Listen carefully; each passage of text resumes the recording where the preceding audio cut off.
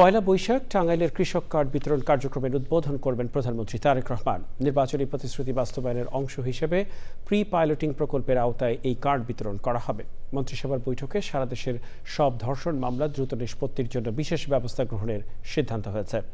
Cabinet সচিব নাসিমুল গনি জানিয়েছেন, যেসব জেলায় শিলাবৃষ্টি ও বন্যা হয় সেখানে দ্রুত ব্যবস্থা নিতে কৃষি ও ত্রাণ মন্ত্রণালয়কে নির্দেশ দিয়েছেন প্রধানমন্ত্রী। চক্র মালিথার রিপোর্ট। মঙ্গলবার ঈদের সরকারি ছুটি শুরু হলেও এদিন বেলা 11টার দিকে সচিবালয়ে আসেন প্রধানমন্ত্রী তারেক রহমান। মন্ত্রিপরিষদ বিভাগে নিজ কার্যালয়ে কৃষক কার্ড প্রণয়ন সংক্রান্ত সেলের সাথে বৈঠক করেন তিনি। বৈঠকে কৃষকদের সমন্বিত ডাটাবেস তৈরি, ভর্তুকি ও প্রণোদনা পৌঁছে দেওয়া এবং ডিজিটাল ব্যবস্থাপনায় কৃষি সেবা সহজ করার উপর গুরুত্ব আরোপ করা হয়। পয়লা বৈশাখ টাঙ্গাইল সদর উপজেলায় কৃষক কার্ড কার্যক্রম উদ্বোধন করবেন প্রধানমন্ত্রী তারেক রহমান। এছাড়াও দেশের আরও 11 উপজেলায় একযোগে এই কার্যক্রম উদ্বোধন হবে। প্রথম ধাপে 21,500 কৃষকের কাছে মোবাইল ব্যাংকিংয়ের মাধ্যমে অর্থ সহায়তা পৌঁছে যাবে। ভূমিহীন প্রান্তিক ক্ষুদ্র কৃষককে প্রণোদনা হিসেবে বছরে 2,500 টাকা দেওয়া হবে। এই কার্ডের মাধ্যমে সার, বীজ, কীটনাশক ও পশুখাদ্য কিনতে পারবেন কৃষক। কৃষক কার্ড সেলের বৈঠক শেষে বেলা 2টার দিকে সচিবালয়ে প্রধানমন্ত্রী তারেক রহমানের সভাপতিত্বে মন্ত্রিপরিষদের বৈঠক হয়। পরে বৈঠকে নেওয়া সিদ্ধান্তের বিষয়ে সাংবাদিকদের জানান মন্ত্রিপরিষদ সচিব। শিলাবৃষ্টি হচ্ছে এবং ফ্লাড হচ্ছে, এই জায়গায় মানুষজনের কষ্ট লাঘবের জন্য যে সাপোর্ট দেওয়া দরকার, সেটার জন্য ছুটির মধ্যে কৃষি এবং ত্রাণ মন্ত্রণালয় কাজ করে এখানে যে সাপোর্ট পার্টনার দরকার সেগুলো তারা দেবে, ডিটেল ওয়ার্কআউট করে। আর ইতিমধ্যে জেলা প্রশাসকদেরকে বলে দেওয়া হয়েছে যে আপনারা এগুলো ব্যাপারে আপনাদের কাছে যে স্থানীয় তহবিল আছে সেগুলো খরচ করে ফেলেন। ধর্ষণ মামলা নিয়ে বিশেষ উদ্যোগ গ্রহণ নিয়েও আলোচনা হয় বৈঠকে। নারীর প্রতি সহিংসতার জন্য এবং এর জন্য দ্রুত বিচার রয়েছে। যে আইনের ব্যাপারটা, যে কোনো মামলার বিষয়টা অনেকগুলো এজেন্সি জড়িত থাকে, তাহলে এদের ভিতরে কোঅর্ডিনেশনটা আরও স্ট্রেংথেন করা এবং অ্যাডভোকেসি করা, পাবলিকের মধ্যে অ্যাওয়ারনেস আনা, সেই জিনিসগুলো ক্রিয়েট করা এবং যাতে ইনস্টিটিউশন শক্তিশালী হয়, রাষ্ট্র হিসেবে যাতে আমরা শক্তিশালী হতে পারি, অন্তত এই ক্ষেত্রে আইন প্রয়োগের ক্ষেত্রে, বিশেষ করে ধর্ষণের ক্ষেত্রে তো, এবং নারীদের প্রতি যে সহিংসতা হয় সেগুলোর ক্ষেত্রে। সাংবাদিকদের প্রশ্নের উত্তরে ক্যাবিনেট সচিব আরও জানান, জরুরি ইস্যুতে ঈদের ছুটির ভেতরেও অফিস করবেন প্রধানমন্ত্রী। চকর মালিথা, চ্যানেল আই, ঢাকা। পবিত্র ঈদ উল ফিতরের সামনে রেখে রাজধানী ছাড়তে শুরু করেছেন ঘরমুখো মানুষ। পদ্মা সেতু হওয়ার পর থেকে প্রাণহীন থাকা সদরঘাটে ঈদ উপলক্ষে বেড়েছে ব্যস্ততা, যেন পুরনো রূপে ফিরে গেছে সদরঘাট লঞ্চ টার্মিনাল। বিস্তারিত জানাচ্ছেন মাজহারুল হক মান্না। আর কয়েকদিন পর ঈদ উল ফিতর।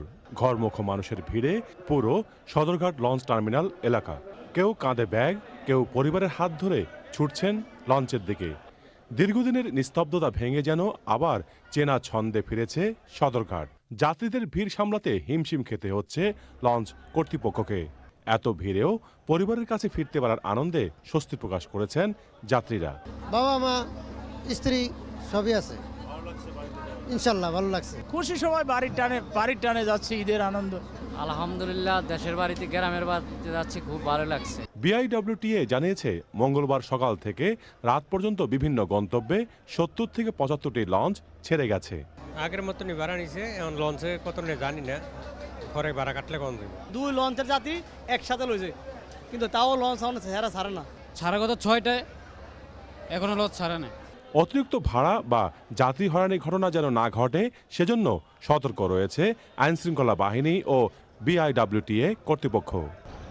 Mazharul Haque Manna, Channel i, Dhaka. 12টি সিটি কর্পোরেশনের পরিচ্ছন্নতা কর্মীদের প্রথমবারের মতো ঈদ উপহার হিসেবে 5,000 টাকা করে দিয়েছেন প্রধানমন্ত্রী তারেক রহমান। প্রত্যেকের কাছে টাকা পৌঁছে দিয়েছে সিটি কর্পোরেশন। এছাড়া দক্ষিণ সিটি কর্পোরেশনের পক্ষ থেকে ইমাম, মুয়াজ্জিন ও খাদেমদের ঈদ উপহার তুলে দিয়েছেন প্রশাসক বীর মুক্তিযোদ্ধা মোহাম্মদ আব্দুস সালাম। সময় ইসলামের রিপোর্ট। নগরীকে পরিচ্ছন্ন ও সুন্দর রাখতে অক্লান্ত পরিশ্রম করা পরিচ্ছন্নতা কর্মীদের এবারের ঈদ আনন্দ যেন দ্বিগুণ হয়ে উঠল। আসন্ন ঈদ উল ফিতরে প্রথমবার 12টি সিটি কর্পোরেশনের পরিচ্ছন্নতা কর্মীদের 5,000 টাকা করে ঈদ উপহার দিয়েছেন প্রধানমন্ত্রী তারেক রহমান। অনেক খুশি আল্লাহ গিরে লাখ লাখ খুশি আল্লাহ কাছে দোয়া করি আল্লাহ আল্লাহর মার আল্লাহ তুমি জান্নাতবাসী করে দিও আল্লাহ তারেকের মার আল্লাহ তুমি জান্নাতবাসী করে দিও। কোন সরকার আমাদের এই কর্মচারীর জন্য কোনোদিন ঈদ বোনাস কোনো কিছুটা আমাদেরকে দেয় নাই। আমি আবারও ধন্যবাদ জানাই মাননীয় প্রধানমন্ত্রী। যে রাজধানীতে প্রধানমন্ত্রীর এই উপহার ঢাকা দক্ষিণ সিটি কর্পোরেশনের প্রায় 4,500 পরিচ্ছন্নতা কর্মীর হাতে তুলে দেন ঢাকা দক্ষিণের প্রশাসক মোহাম্মদ আব্দুস সালাম। শুধু ঢাকা শহরটাকে আমরা বসবাসযোগ্য রাখতে চাই, কারণ পরিষ্কার না হলে মশা আসে, পরিষ্কার না আসলে বাইরের মানুষ বলে নাকে রুমাল দিয়ে চলতে হয়। সেই কাজটা আপনারা করেন, সবচেয়ে কষ্টের কাজটা আপনারা করেন এবং কষ্টের কাজ করেন বলেই দেখেন মাননীয় প্রধানমন্ত্রীর চোখে কিন্তু আপনারা পড়ছেন, আপনাদেরকে প্রথম উনি বিশেষভাবে পুরস্কৃত করছে। কাজেই এই ব্যক্তিটার জন্য দোয়া করবেন। দক্ষিণ সিটি কর্পোরেশনের পক্ষ থেকে ইমাম, মুয়াজ্জিম ও খাদেমদের হাতেও তুলে দেওয়া হয়েছে 5 ও 4,000 টাকার ঈদ উপহার। আমি আপনাদের দোয়া চাই, যদি আপনাদের সহযোগিতা থাকে ইনশাল্লাহ আগামী নির্বাচনে যদি মেয়র নির্বাচিত হই ইনশাল্লাহ 2-3 বছরের মধ্যে এই পুরনো ঢাকার চেহারা ইনশাল্লাহ পাল্টে দেবো ইনশাল্লাহ, এবং সেটা আপনাদেরকে সাথে নিয়েই করব। আপনারা সবাই আমার সাথে আছেন তো?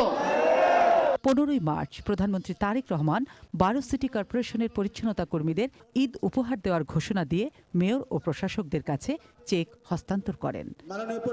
সোমা ইসলাম, চ্যানেল আই, ঢাকা।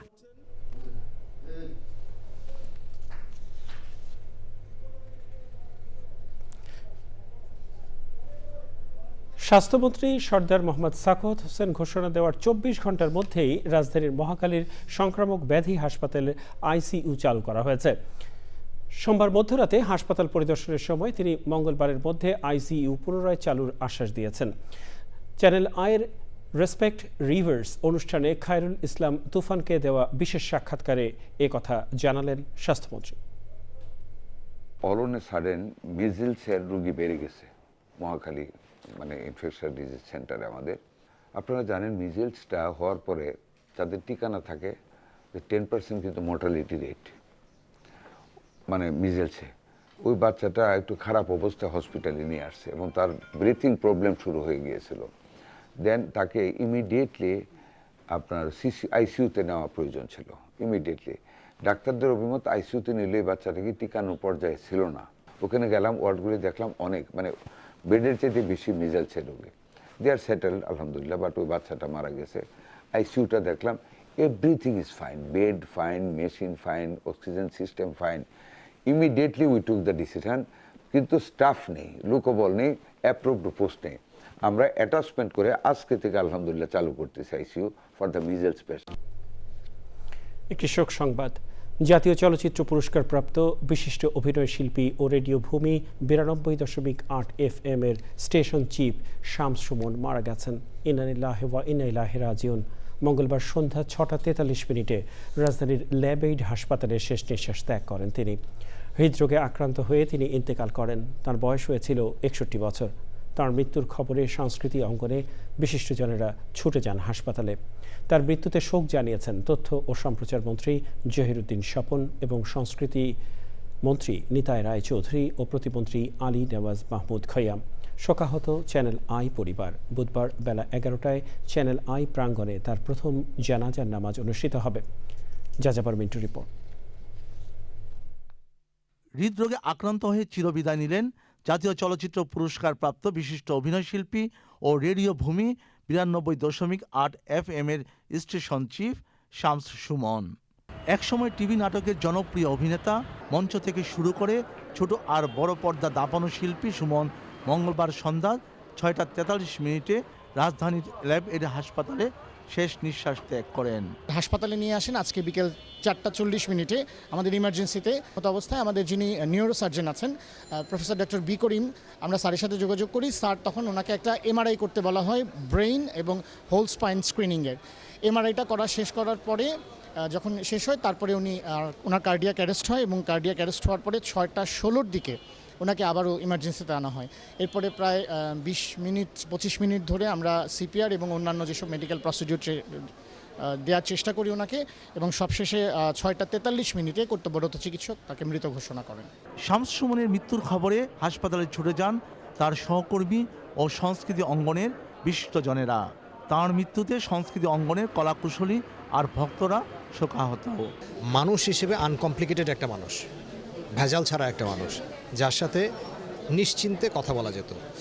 নিঃসন্দেহে আমাদের জন্য একটা বিশাল ধাক্কা। তার সঙ্গে যখনই আমরা মিশতাম বা অভিনয় করতাম এত ভালো লাগতো, মানে এমন অসময়ে সুমন ভাই চলে যাবে এটা আসলে অপ্রত্যাশিত। এই মৃত্যু আসলে আমাদের জন্য অনেক অনেক বড় একটা শোকের বিষয়। দোয়া করি তার আত্মার শান্তি হোক। ওর সাথে এত দুষ্টুমি করেছি, প্রতিদিন একবার না একবার ওর সাথে আমার ফোনে কথা হয়েছে। আমি ভাবিনি যে ও এভাবে চলে যাবে। সব কিছুতে এত বেশি মানে আমাদেরকে পথ দেখাতেন, গাইড করতেন, ভালোবাসতেন, স্নেহ করতেন। মানে আমি এখনো আসলে বিশ্বাস করতে পারছি না, মানে সুমন ভাই নাই, আমি এটা মানি না।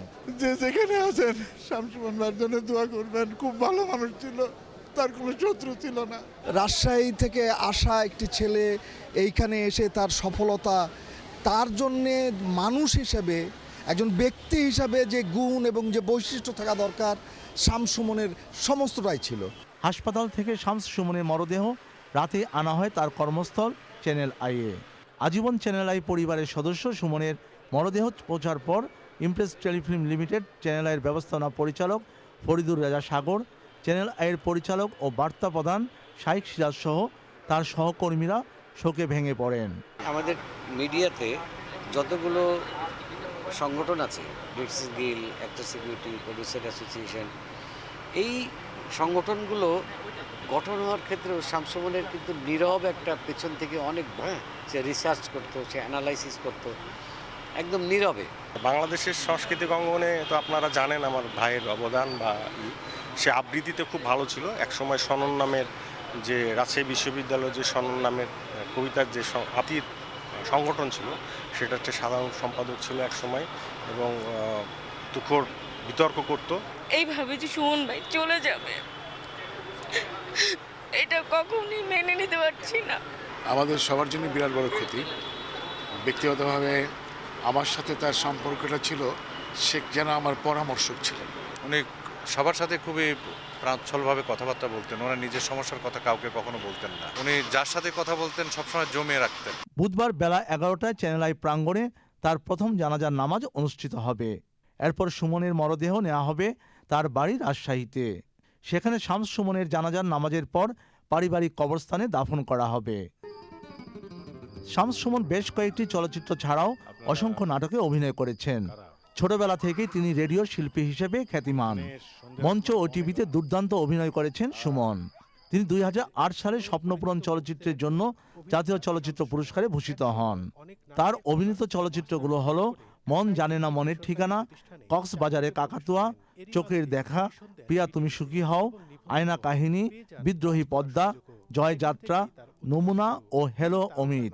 তিনি রাজশাহী বিশ্ববিদ্যালয় থেকে স্নাতক ও স্নাতকোত্তর পাশ করেন।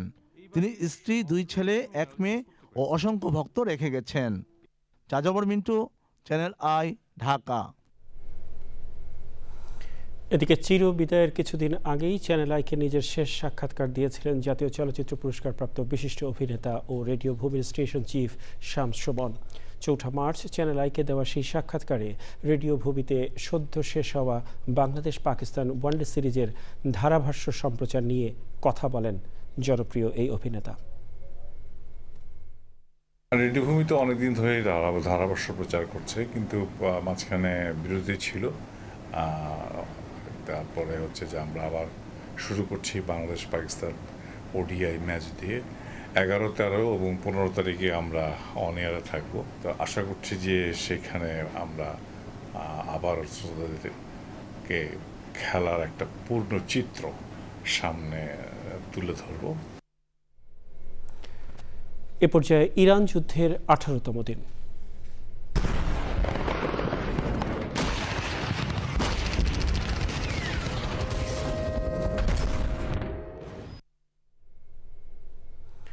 ইরানের জাতীয় নিরাপত্তা প্রধান আলী লারিজানি ও অভ্যন্তরীণ বাশিজ মিলিশিয়ার কমান্ডার গোলাম রেজা সোলেইমানি নিহতের দাবি করেছে ইসরায়েল। এ নিয়ে ইরান কোনো প্রতিক্রিয়া জানায়নি।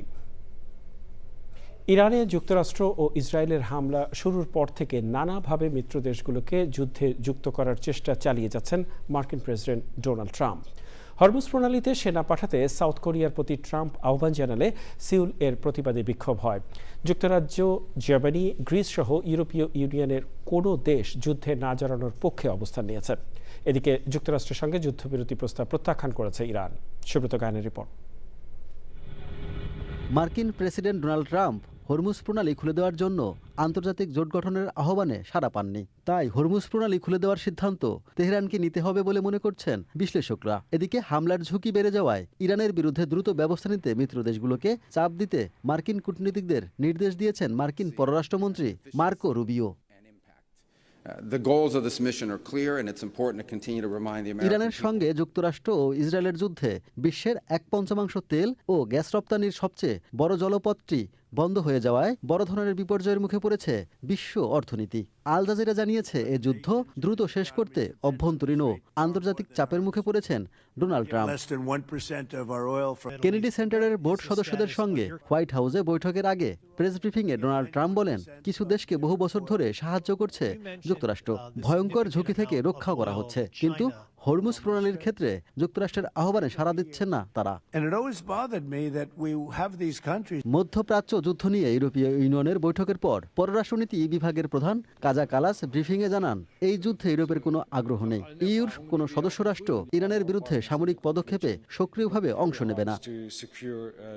ইরানের জাতীয় নিরাপত্তা প্রধান আলী লারিজানি এবং অভ্যন্তরীণ বাশিজ মিলিশিয়ার কমান্ডার গোলাম রেজা সোলেইমানি নিহত হয়েছেন বলে দাবি করেছে ইসরায়েল। এ নিয়ে ইরান কোনো মন্তব্য করেনি। এর আগে মুসলিম বিশ্বের দেশগুলোকে পাশে থাকার আহ্বান জানিয়ে খোলা চিঠি দিয়েছিলেন ইরানের জাতীয় নিরাপত্তা প্রধান আলী লারিজানি। বলেছেন, যুক্তরাষ্ট্র এবং ইসরায়েল ইরানকে ধ্বংস করার লক্ষ্যে এই আগ্রাসী যুদ্ধ করছে। ইরানের এমন কঠিন সময়ে মুসলিম দেশগুলো খুবই সীমিত মাত্রায় সমর্থন দিচ্ছে, যা দুর্ভাগ্যজনক।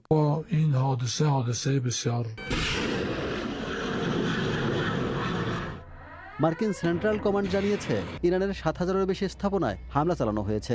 100-রও বেশি নৌযান ধ্বংস হয়েছে বলেও দাবি করেছে মার্কিন বাহিনী। হিজবুল্লাহর ঘাঁটি ধ্বংস করতে লেবাননের দক্ষিণ অঞ্চলে স্থল অভিযান শুরু করেছে ইসরায়েল। ইসরায়েল ও মধ্যপ্রাচ্যে মার্কিন ঘাঁটি লক্ষ্য করে পাল্টা হামলা চালাচ্ছে ইরান। আল জাজিরা জানিয়েছে, গোটা ইসরায়েলেই আশ্রয় পড়ছে ইরানের ক্ষেপণাস্ত্র। শব্দের চেয়ে দ্রুতগতিতে ক্ষেপণাস্ত্র আঘাত হানায় সাইরেনের জন্য পর্যাপ্ত সময়ও পাচ্ছে না ইসরায়েল। এদিকে যুক্তরাষ্ট্রের সঙ্গে উত্তেজনা কমানো বা যুদ্ধবিরতি প্রস্তাব প্রত্যাখ্যান করেছেন ইরানের নতুন সর্বোচ্চ নেতা আয়াতুল্লাহ মুজতবা খামেনি। মধ্যস্থতাকারী দুটি দেশের মাধ্যমে তেহরানের কাছে সব প্রস্তাব পাঠানো হয়েছিল বলে জানিয়েছেন ঊর্ধ্বতন এক ইরানি কর্মকর্তা। Subrata Gain, Channel I. যাওয়া যাক অন্যান্য সংবাদে। ঈদের উদযাপনে প্রতি বছরের ধারাবাহিকতায় কুড়িগ্রামে কর্মহীন, অসহায় ও দরিদ্র মানুষকে খাদ্য সামগ্রী দিয়েছে ট্রাই ফাউন্ডেশন। ঈদের আগেই এ ধরনের সহায়তা পেয়ে সন্তুষ্ট তারা। কুড়িগ্রাম প্রতিনিধি শ্যামল ভৌমিকের তথ্য ও ভিডিও চিত্রে আলবক্সিদের পর। 16টি নদ নদী বেষ্টিত সর্ব উত্তরের জেলা কুড়িগ্রাম। এখানকার অনেক মানুষই দরিদ্র সীমার নিচে বাস করেন। ঈদের সময় তারা খাদ্য সামগ্রীর আশায় বিত্তবানদের কাছে ছোটাছুটি করেন। গত 2 দশকের ধারাবাহিকতায় ঈদের খুশি ভাগাভাগি করে নিতে সহায়তার হাত বাড়িয়ে দিয়েছে ট্রাই ফাউন্ডেশনের সদস্যরা। কুড়িগ্রাম শহীদ মিনার চত্বরে জেলা শহরের বিভিন্ন বস্তি ও চর এলাকার 2 শতাধিক সুবিধাবঞ্চিত পরিবারের মাঝে খাদ্য সামগ্রী বিতরণ করা হয়। এসব খাদ্য সামগ্রীর মধ্যে ছিল চাল, ডাল, আলু সহ নানা রকমের ঈদ সামগ্রী। চাল ডাল আমরা পাইলাম, আমরা খুশি। গরিব মানুষ কেনাকাটা করতে পারি না, আজকে চাল ডাল পাইলাম, চাল ডাল দিবেন, আমরা খায়া আমরা খুব খুশি। ট্রাই ফাউন্ডেশনের এমন উদ্যোগকে সাধুবাদ জানিয়েছে স্থানীয় সুধীজনরা।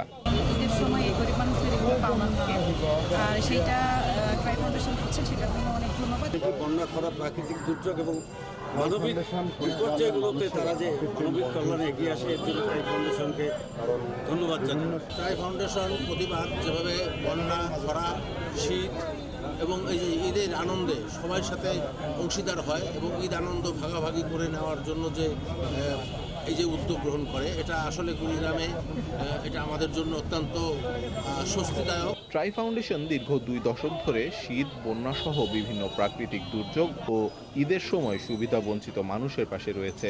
হতদরিদ্র কর্মহীন মানুষের পাশে ঈদের খুশির বার্তা নিয়ে এসেছে ট্রাই ফাউন্ডেশন। আমি ট্রাই ফাউন্ডেশনের আগামী দিনে আরও এ ধরনের কর্মকাণ্ডকে সমর্থন জানাই। ট্রাই ফাউন্ডেশনকে দেখে অন্যান্য যারা সাহায্য সংস্থা আছে বা ব্যক্তিগত পর্যায়ে যারা সামর্থ্যবান আছেন, তারা এই অসহায় মানুষদের পাশে দাঁড়াবেন, তাদের সাহায্য করবেন, আমরা এটাই বিশ্বাস করি। সরকারের পাশাপাশি ট্রাই ফাউন্ডেশনের মতো অন্যান্য স্বেচ্ছাসেবী সংগঠন ও সামর্থ্যবান ব্যক্তিবর্গ এগিয়ে আসলে ও কর্মহীন মানুষের কষ্ট অনেকাংশেই লাঘব হবে। সকলেই ঈদের খুশি ভাগাভাগি করে নিতে পারবে বলে মনে করেন সংশ্লিষ্টরা। আল মুকসিদ, চ্যানেল আই। সড়ক পরিবহন ও সেতুমন্ত্রী শেখ রবিউল আলম বলেছেন, 2 লেনের ঢাকা বরিশাল মহাসড়কের চলাচল করা গেলেও এটি আরও সম্প্রসারণ প্রয়োজন। দ্রুত কিভাবে কাজটি শুরু করা যায় সেই পরিকল্পনা সরকারের আছে। বরিশালের গোমা সেতু উদ্বোধন শেষে সাংবাদিকদের প্রশ্নের জবাবে তিনি বলেন, সরকার উন্নয়ন নিশ্চিত করতে চায়। এই যাত্রায় 2 থেকে 3 দিনের মধ্যে 1.5 কোটি মানুষ ঢাকা ছাড়ছে। এই যাত্রা স্বাভাবিক করাটা চ্যালেঞ্জিং বললেন মন্ত্রী।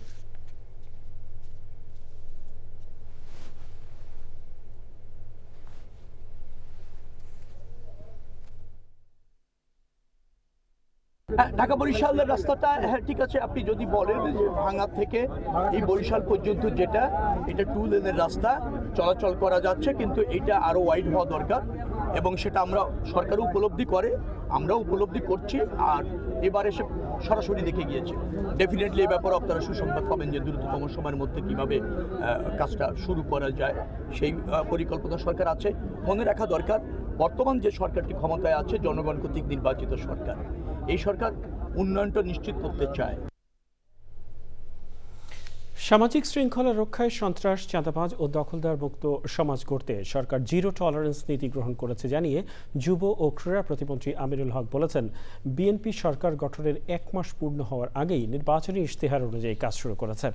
দুপুরে রাজধানীর মিরপুরে 5 ওয়াক্তের নামাজ জামাতের সাথে আদায় করায় 3 শতাধিক শিশু শিক্ষার্থীর মাঝে সাইকেল উপহার প্রদান অনুষ্ঠানে তিনি এসব কথা বলেন। সরকারের উন্নয়ন কর্মকাণ্ড তুলে ধরে প্রতিমন্ত্রী বলেন, ইতিমধ্যে খাল খনন কর্মসূচি, ফ্যামিলি কার্ড, ইমাম মুয়াজ্জিনদের সম্মানী ভাতা বিতরণ করা হয়েছে। রাজনৈতিক প্রতিহিংসা কাটিয়ে একটি শান্তিপূর্ণ এবং মানবিক বাংলাদেশ গড়ার প্রত্যয় ব্যক্ত করেন তিনি।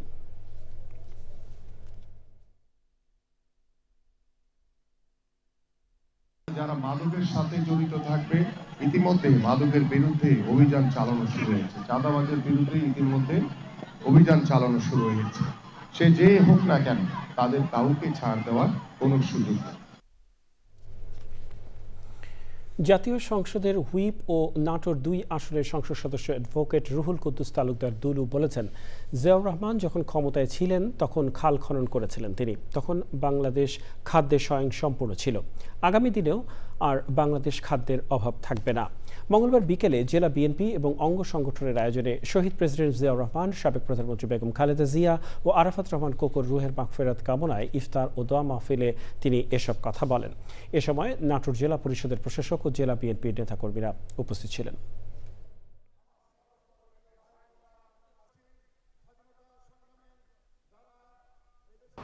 এদেশের সকল শ্রেণীর মানুষের নেতা হচ্ছে মসজিদের ইমাম।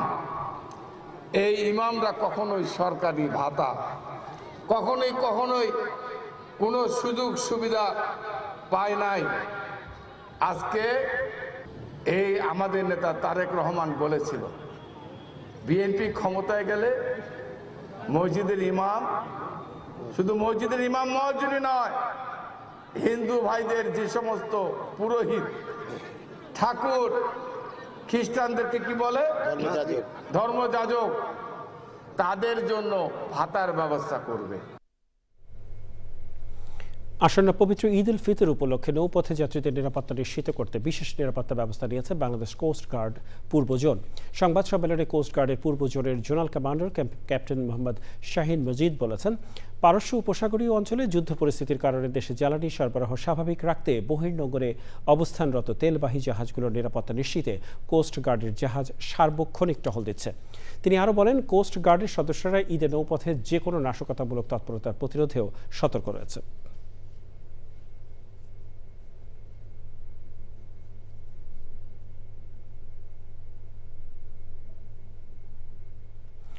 নিটল টাটা, আন্তর্জাতিক সংবাদ।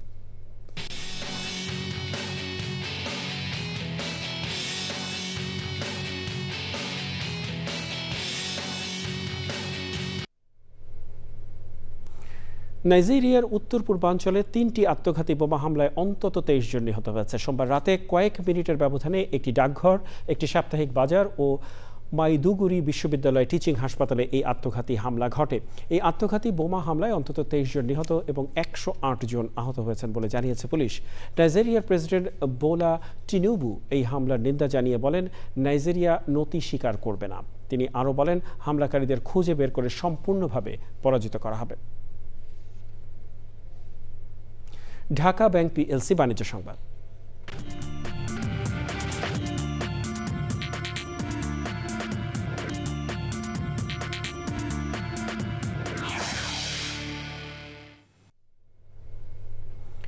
বিশ্ববাজারে অপরিশোধিত তেলের দাম 2% বেশি বেড়েছে।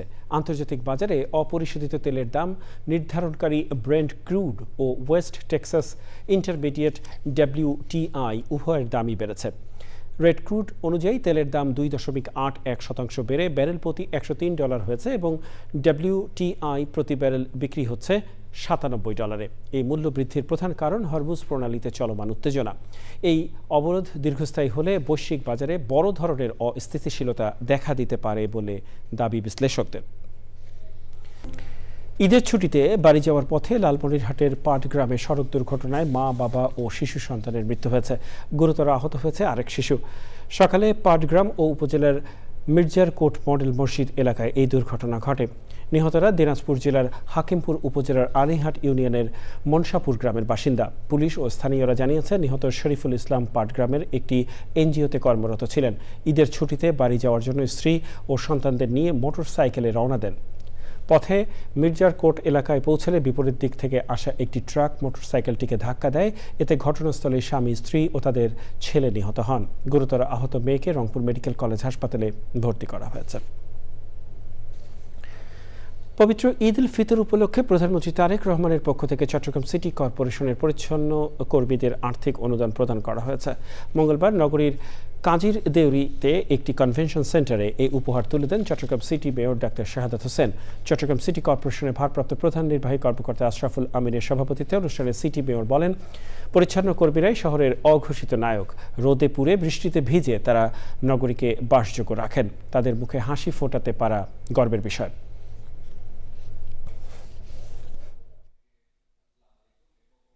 এই গুরু দায়িত্বটা আপনারা কাঁধে নিয়েছেন, শহর পরিষ্কার করার দায়িত্ব, যেটার উপর একটা শহরের ভাবমূর্তি নির্ভর করে। তাতে আমি মনে করি আপনারা আজকে যে ঈদ উপহারটা পেয়েছেন, এই ঈদ উপহারটা মনে রাখবেন, যখন একবার পেয়েছেন এই উপহার ইনশাআল্লাহ বছরের পর বছর চলতে থাকবে। পরিবেশ রক্ষা ও জলবায়ু সহনশীলতা জোরদারে বিএনপি সরকারের অন্যতম নির্বাচনী অঙ্গীকার দেশব্যাপী নদী, নালা, খাল, জলাধার খনন ও পুনর্খননের আলোকে সারা দেশে কর্মসূচি চলছে। কুষ্টিয়ার খোকসা উপজেলার মোড়াগাছা হাসিমপুর খাল খনন কর্মসূচির উদ্বোধন করেন আইনমন্ত্রী মোহাম্মদ আসাদুজ্জামান। এ উপলক্ষে আয়োজিত সমাবেশে উপস্থিত ছিলেন জেলা প্রশাসক আহমেদ মাহবুবুল আলম, কুষ্টিয়া 1 আসনের সংসদ সদস্য রেজা আহমেদ বাচ্চু, কুষ্টিয়া 4 আসনের সংসদ সদস্য আফজাল হুসাইন সহ বিএনপির স্থানীয় নেতারা। হবিগঞ্জ চুনারুঘাট উপজেলার বুচিনালা খাল খনন কার্যক্রমের উদ্বোধন করেন জাতীয় সংসদের হুইপ হবিগঞ্জ 3 আসনের সংসদ সদস্য আলহাজ GK গৌস।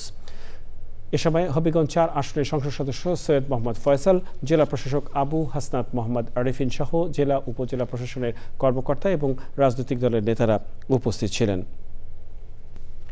দুর্যোগ প্রস্তুতি লড়ব, তারুণ্যের বাংলাদেশ গড়ব প্রতিপাদ্যে নীলফামারীতে ভূমিকম্প ও অগ্নি নির্বাপন রোধে বিশেষ মহড়া হয়েছে।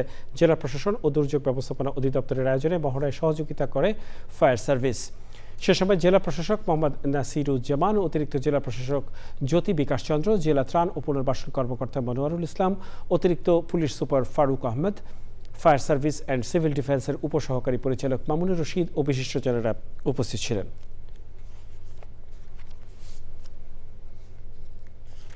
রাজধানীতে ভাসমান চা বিক্রেতা 6 বছরের শিশু ফাতেমা ও তার নানির জন্য ঈদ উপহার পাঠিয়েছেন প্রধানমন্ত্রী তারেক রহমান।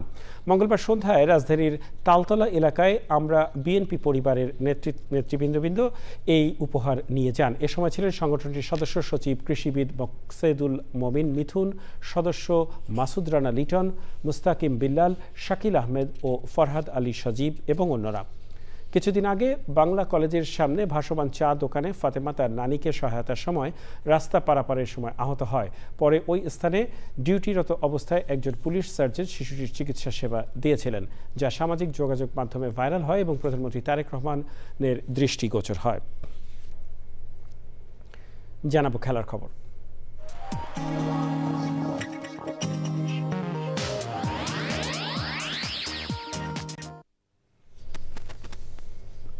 31শে মার্চ সিঙ্গাপুরের বিপক্ষে এএফসি এশিয়ান কাপ বাছাইয়ের শেষ ম্যাচ সামনে রেখে অনুশীলন শুরু করেছে বাংলাদেশ ফুটবল দল। তার আগে 26শে মার্চ ভিয়েতনামে আন্তর্জাতিক প্রীতি ম্যাচ দিয়ে প্রস্তুতি সারবে হেড কোচ হ্যাভিয়ার কারবেরার দল। দুই ম্যাচেই জয় দিয়ে বাংলাদেশকে ঈদ উপহার দিতে চান মোরসালিন এবং রহমত মিয়ারা, জানাচ্ছেন সানিয়া তন্ময়। প্রায় 4 মাস পর আন্তর্জাতিক ফুটবলে ফেরার প্রস্তুতি বাংলাদেশের। সবার ফিটনেসের ঘাটতি না থাকলেও ইনজুরি সমস্যা ভাঁজ ফেলেছে হেড কোচ হ্যাভিয়ার ক্যাবরেরার। সবশেষ ভারতের বিপক্ষে গত বছর এএফসি এশিয়ান কাপ বাছাইয়ের ম্যাচে 1-0 গোলের জয় পেয়েছিল লাল সবুজরা। সেই ম্যাচে জয়ের নায়ক মোরসালিন স্কোয়াডে থাকলেও ভুগছেন চোটে। প্রায় 1.5 বছর পর জাতীয় দলে ফিরে উজ্জীবিত ডিফেন্ডার বিশ্বনাথ ঘোষ নির্ধারিত সময়ের পর কানাডা থেকে দলের সঙ্গে যোগ দিয়েই অনুশীলনে নেমেছেন শামিত সোম। পরের সপ্তাহে ভিয়েতনামে দলের সঙ্গে যোগ দেবেন হামজা চৌধুরী। স্যাক্রিফাইস করতেছি, ফ্যামিলির সাথে কেউ ঈদ করতে পারছি না। At the end of the day আমাদের চেষ্টা থাকবে যেন আমরা ভালো একটা রেজাল্ট করতে পারি এই আসন্ন দুটি ম্যাচে। আমরা দেশের মানুষকে উপহার দিতে চাই, জয় উপহার দিতে চাই, এটা আমাদের আশা থাকবে। 31শে মার্চ সিঙ্গাপুরের বিপক্ষে এএফসি এশিয়ান কাপ বাছাইয়ের আগে ভিয়েতনামে 26শে মার্চ বছরের প্রথম আন্তর্জাতিক ম্যাচ খেলবে বাংলাদেশ। দুই ম্যাচেই জয়ের প্রত্যাশা লাল সবুজদের। সিঙ্গাপুরের থেকে ভিয়েতনাম আরও স্ট্রং, সো দুইটা স্ট্রং টিমের এগেনস্টে খেলাটা আমাদের জন্য ভালো হবে। এবং যেহেতু লাস্ট ম্যাচ এশিয়ান কাপের, সো আমরা সবার ভিতর একটা ডিটারমাইন্ড আছে যে উইন দিয়ে শেষ করতে চাই। ঘরের মাঠে অনুশীলন শেষে 20শে মার্চ ঢাকা ছাড়ার কথা রয়েছে অধিনায়ক জামাল ভুঁইয়াদের। Sania Tanmoy, Channel i, Dhaka. প্রিয় দর্শক, এরই সাথে শেষ করছি এখনকার সংবাদ আয়োজন। সংবাদে এতক্ষণ আমাদের সাথে থাকার জন্য সংবাদ টিমের সবার পক্ষ থেকে আপনাদের আবারও শুভেচ্ছা।